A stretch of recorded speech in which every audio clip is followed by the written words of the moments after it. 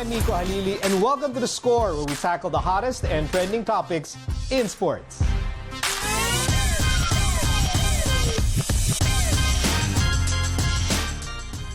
The Ateneo Lady Eagles end the first round of the UAAP Women's Volleyball Tournament on top, while LaSalle, UST, and UP end their first round campaign on a high.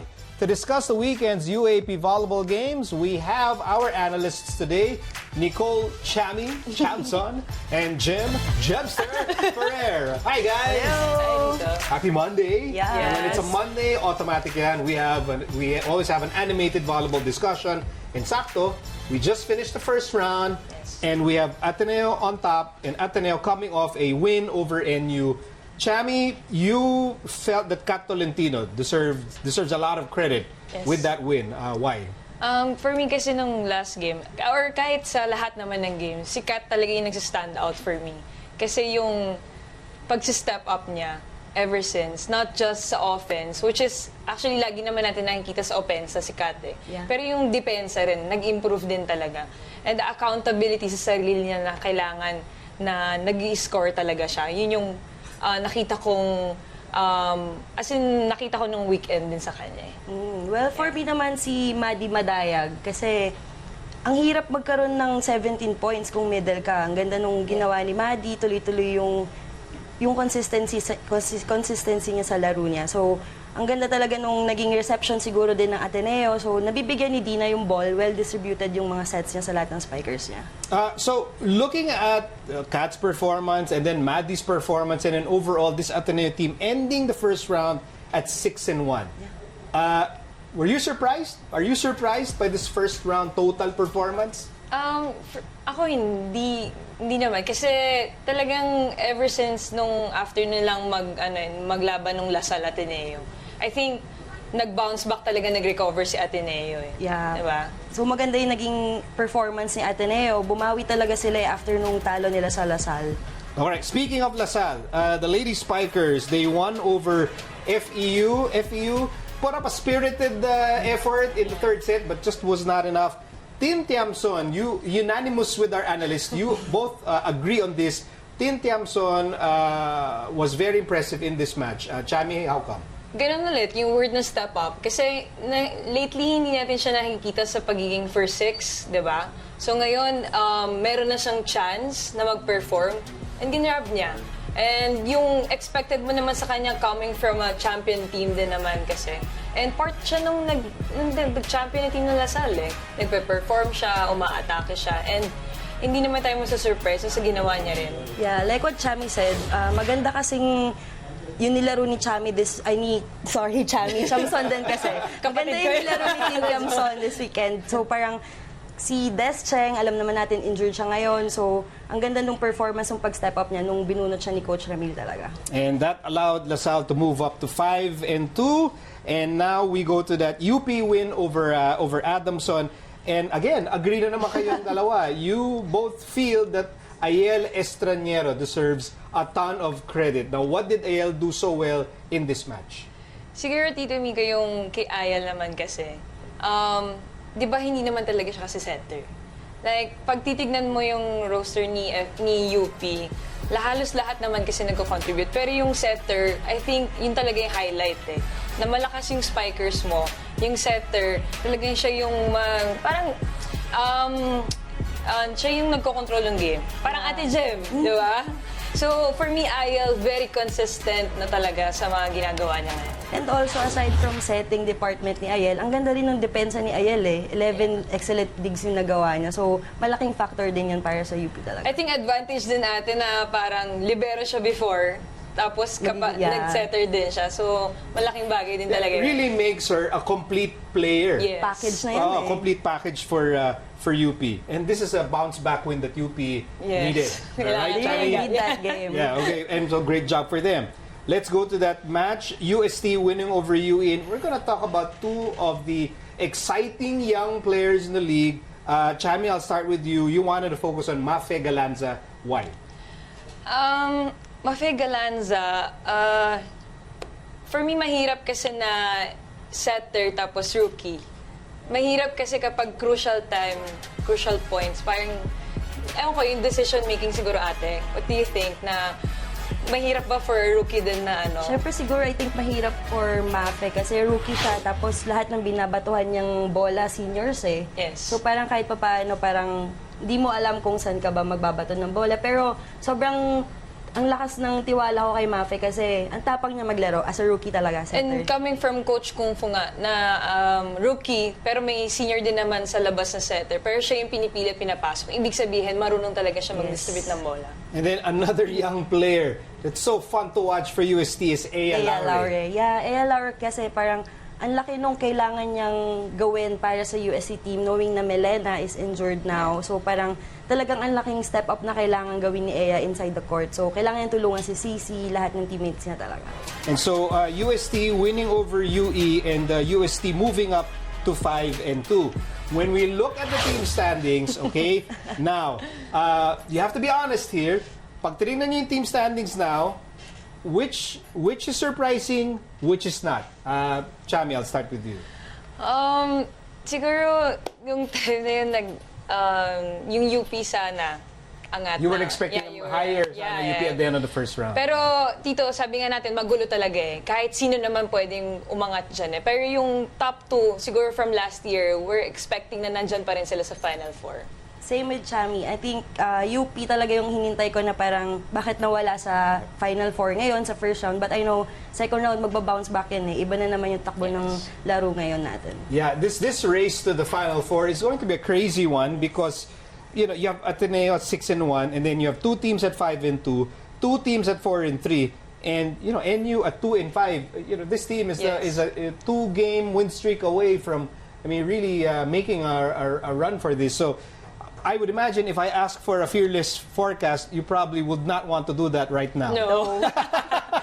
At least you're honest. At least you're honest. Okay, so that will do it for our volleyball discussion on this Monday. Thank you very much to Nicole, Chami, Tiamzon, and Jemster. Ferrer, thank you guys for helping us out. Thank you. When we return, Gilas Pilipinas gets bunched in a tough group. We have the 2019 FIBA World Cup. We'll talk about that with the PBA's winningest coach Tim Cone and Hall of Fame legend Atoy Ko. We'll have that after these reminders.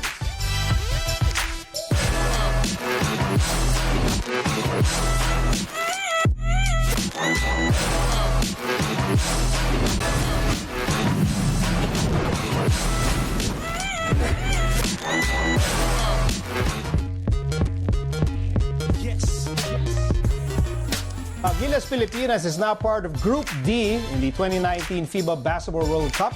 And joining the Philippines are Italy, Angola, and 2014 FIBA World Cup runner-up Serbia. Placed in a tough group, we'd like to know, does Gilas have a chance of making a deep run in this tournament? Joining me for this discussion, we have absolute legends in the studio. Hall of Fame legend, the fortune cookie Atoy Ko, and the winningest coach in the game, Coach Tim Cone. Gentlemen, maraming salamat and welcome to the score.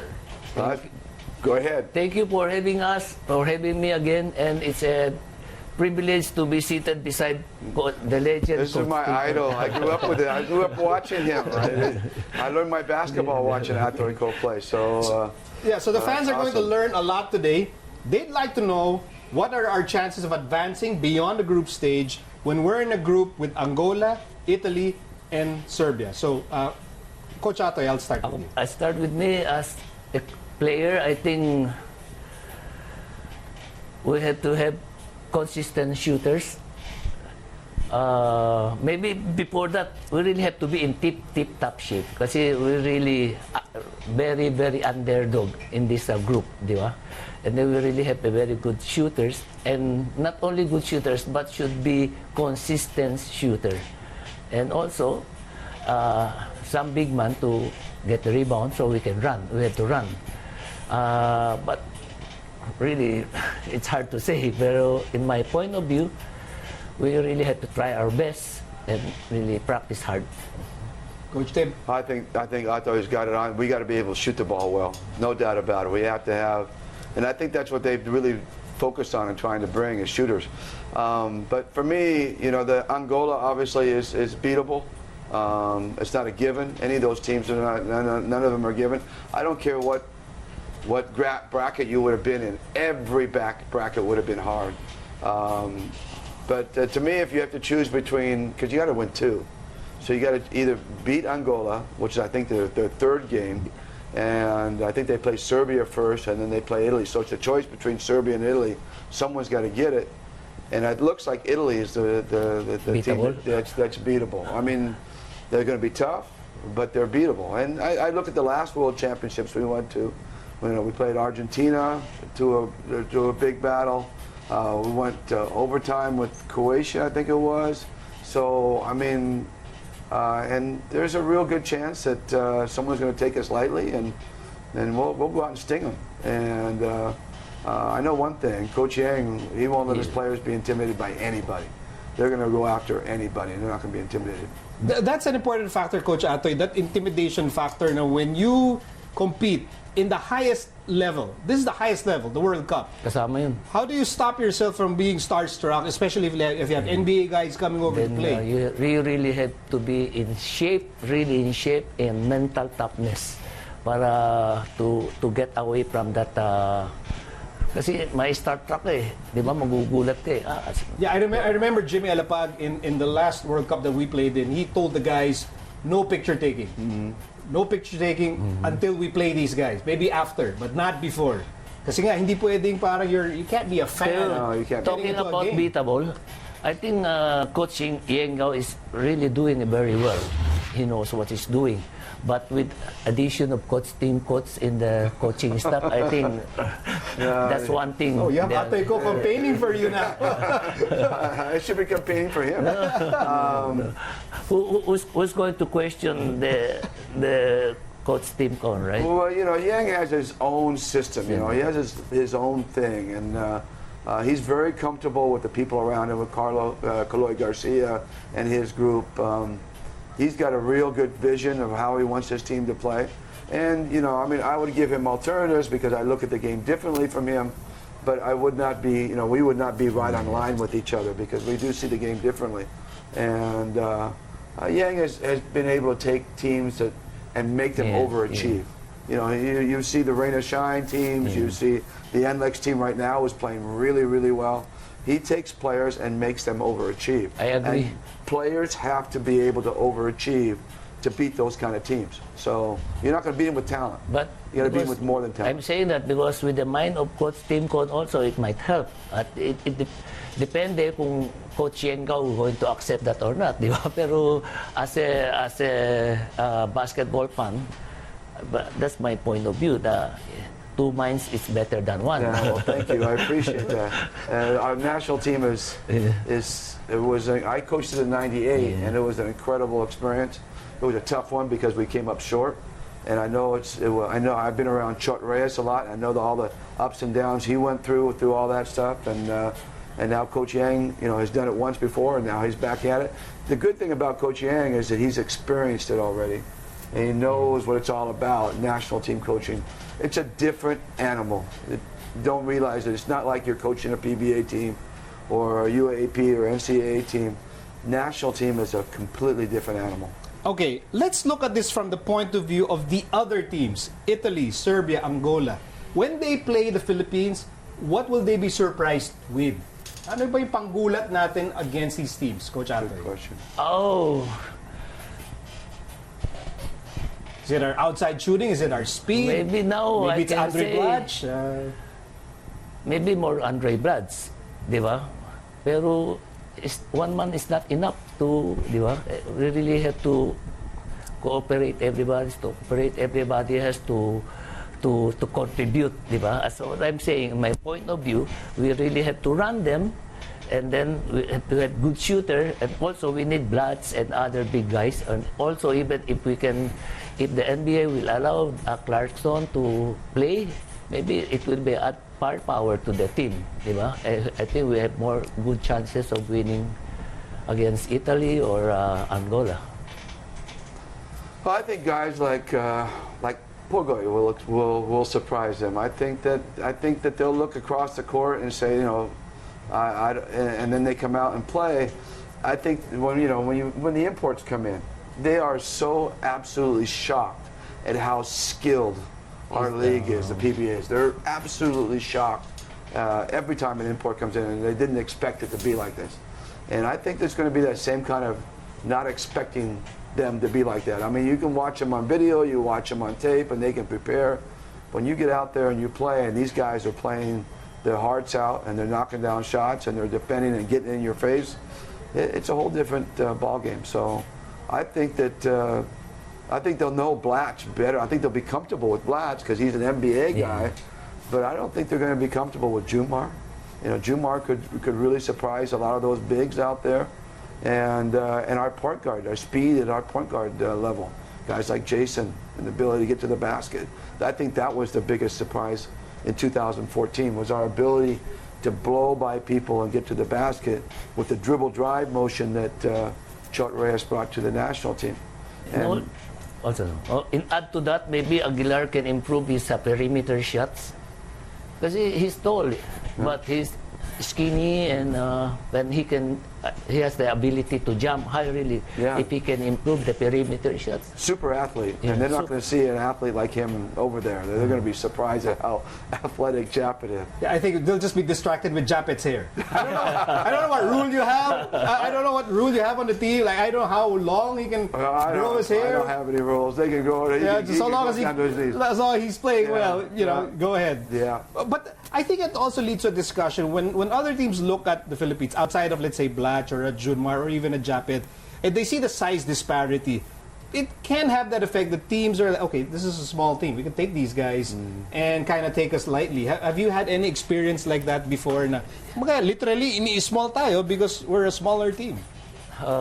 With my experience as a Philippine team, when we played against Israel, way back 1974, we were bullied. Then we don't know yet about the press defense, and then Israel is using that against us. We can even bring down the ball to the front court. Half court pa lang, naaagaw na eh. That's why we were, tinambakan kami, 60 points. Well, that's a team that took advantage of, size disparity. But can that be a strength, like in surprising? I definitely think so. I definitely think it can be a strength. And again, our guys aren't intimidated by that because they're used to playing with imports.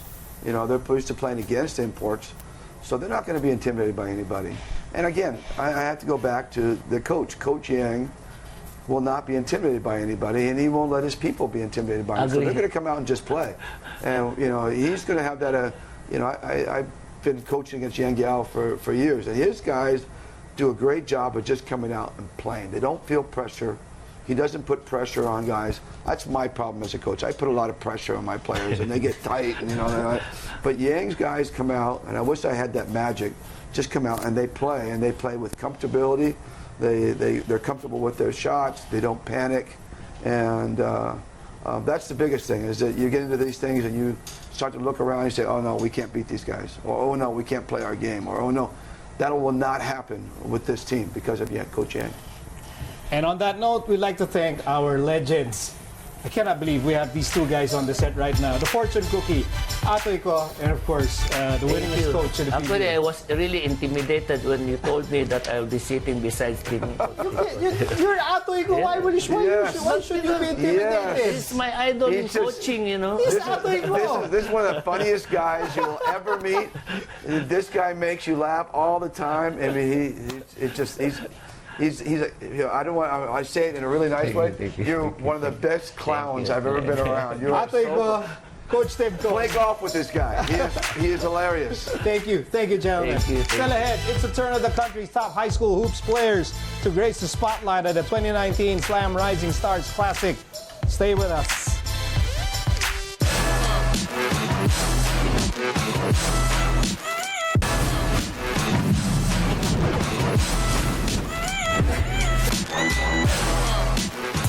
The best high school basketball players in the country will battle for bragging rights at the 2019 Slam Rising Stars Classic. The annual event has become a rite of passage for high school stars before taking their talents to the big colleges and universities. Last year, Team Punks won over Team Hype with Kai Soto and Evan Nele named co-MVPs. Joining me to discuss this year's event, we have Slam Editor-in-Chief Nico Ramos, UAAP Super Rookie CJ Cancino, and UAAP Defensive Stopper Gian Mamuyak. Hello, gentlemen, and welcome to the score. Thanks for having us. Nico, I'll start with you. Why is Slam Rising Stars a rite of passage for high school stars? Oh, we're very, very proud now in the 6th year of the Slam Rising Stars Classic to be able to provide a platform for many high school students. For some of them, it's their big send-off game, their last high school game, a chance for them to be teammates with certain players they would never be teammates with, and really just to have a fun weekend. And I think that's the main takeaway of so many rising stars. It's a lot of fun. Now, people might be wondering, ba't nandiyan si Mamuyak tsaka si Cancino? Nasa college na yan. You're here to share your experience when you played in the Slam Rising Stars. So, para sa'yo, Gian, paano to naging rite of passage for you? Actually, it was fun. Yung buong experience po of the event itself is fun. Kasi hindi lang yung game yung mismong they'll let you go through. Kasi yung year ko, we went to Intramuros with everyone. So I got to interact with players from different schools. And that's rare, something rare. Kasi makakasama mo lang naman sila for a short period of time sa court. And then after the game, after you go against them, wala nang parang masyadong bonding. So, yeah, yun yung parang biggest takeaway from Slam na it was really fun. Actually, so this is part of the transition kasi from high school, di ba? So, as Nico said, ito na yung parang last sort of great experience before you go to college. So, CJ, yung transition from high school to college, ikaw naka 1 year ka na sa UAP Seniors.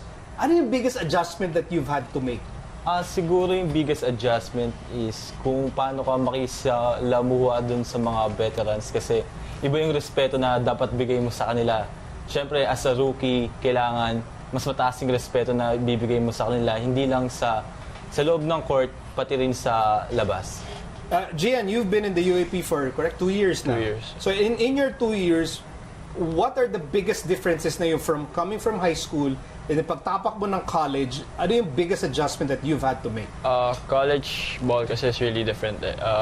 Sa high school, laro ako na with my weight being like, 150 or what. But then, for college, I had to gain more muscles, gain more fats, kung meron man. And I can give you some if you want. Kung pwede lang bungkulin eh. Kung pwede lang kulin eh. Pero yan, kasi yung physicality of college basketball is really different from high school. Sa college, kailangan marunong kang gumamit ng katawan and yun. So. Now, Nico, this Slam Rising Stars experience, how does it help, future players like Gian and CJ to get ready from high school and make that jump to college? We're very proud to, one, partner with a lot of, whether it's coaches, former players, and now, we try to bring in our alumni. This year is the most involved our alumni is going to be with the current crop of rising stars. Para yan, yung mga natutunan nila, they're able to share it with the high school players. Gatorade as a partner has done a great job of really trying to educate our players when it comes to proper hydration, the right amount of recovery and what you need to do to be able to be in tip-top shape. So that's what, we want to be able to provide them, is to, apart from it being fun, make sure that they come away from the experience medyo mas ready for the seniors level for that next step. All right, when is this happening, Nico? Well, the game itself is going to be March 31st. It's going to be at the Gatorade Hoop Center. You guys can watch that, and we invite you to come over and watch it live. We have something that's very, very interesting. CJ is still recovering, and the entire of Hispania will have my head if he plays. Busy pa to sa therapy. But Gian and a lot of our other alumni will be present at the alumni runs. It's going to be the first ever open run for Slam Rising Stars alumni. Wait, so maglalaro dyan, alumni lang? Alumni lang. Right. Alumni lang. We have a couple of surprise guests there as well, but mostly it's going to be Rising Stars alumni, and just trying to recreate that experience. Only this time, they can all dunk now. Hindi pa rin. They're a little older, they're physical. They're a little more, they're stronger, and so Right. now they can all dunk. All right, Slam Rising Stars Classic. I have a personal investment in this because I'm kind of like an alumnus too of Slam. Not as a player, baka isipin nila player, but very proud of how big this event has grown in the last 6 years. Nico Ramos, Slam EIC, Gian Mamuyak, who is 151 pounds na ngayon? 163. 163, and CJ, come on, listen natin yung therapy so you can get back on the court. Guys, thank you so much for joining us. Thank you, sir. Thank you for having me. This has been The Score. I'm Nico Alili. Catch this episode at sports.abs-cbn.com. You can also watch The Score on the iWant app for free. We're leaving now with the latest on the NCAA Track and Field Tournament and the NCAA Cheer Camp. We'll see you all again tomorrow.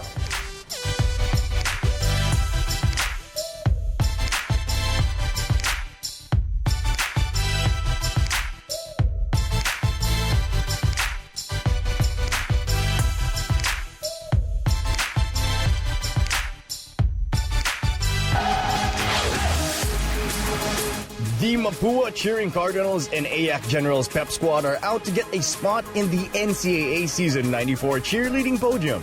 With a new coach and a new system, the Mapua Cardinals are ready to show cleaner execution of their stunts and pyramids. Mas naging more on technical kami ngayon sa skills, sa paggawa ng skills sila. Tapos sa attitude namin, sobrang dinedevelop talaga ng coaches namin yung attitude, kung paano kami mag-perform, kung paano namin i-enjoy tsaka i-cherish yung passion na gusto namin. Meanwhile, the AAC Generals want to show better pyramid building skills, precision with their tosses, and stronger cheer elements. Yung last season na routine namin is in-upgrade namin siya. Mas nagdagdag kami ng parang difficulty. Then yung execution ng pinakita namin last season na binago namin ngayong season. Abangan yung AAC Generals Pep Squad kasi may ipapakita kami bago ngayong season.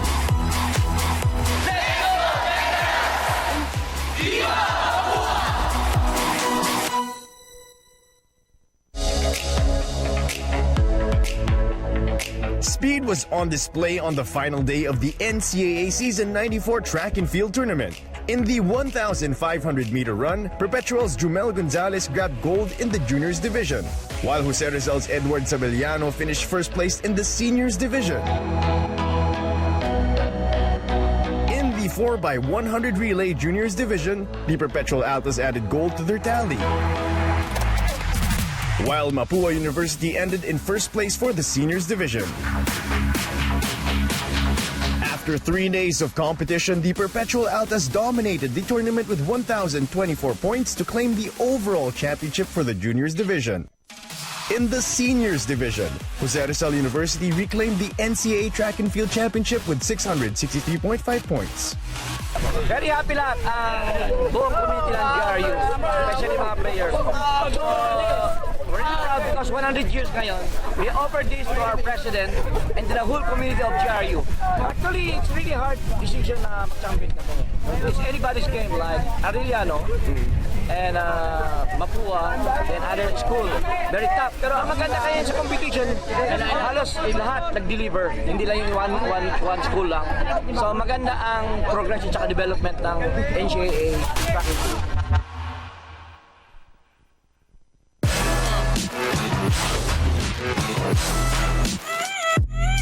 Thank you for watching The Score. Don't forget to subscribe to ABS-CBN Sports YouTube channel to be updated with the latest games.